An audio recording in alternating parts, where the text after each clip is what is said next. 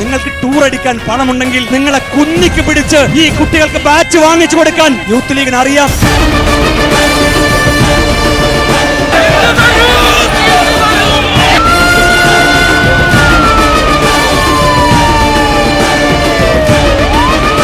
ഗവൺമെന്റിന്റെ ഇരകളായ 10,000-കണക്കിന് വരുന്ന കുട്ടികളെ ഈ നിയമസഭയുടെ സെക്രട്ടേറിയറ്റിന്റെ മുന്നിലേക്ക് കൊണ്ടുവന്നുകൊണ്ടായിരിക്കും മുസ്ലിം യൂത്ത് ലീഗിന്റെ രണ്ടാം വരവ്. ഇന്ന് തന്നെ ഈ വിഷയത്തിൽ നമ്മളൊരു തീരുമാനം പ്രതീക്ഷിക്കുന്നുണ്ട്.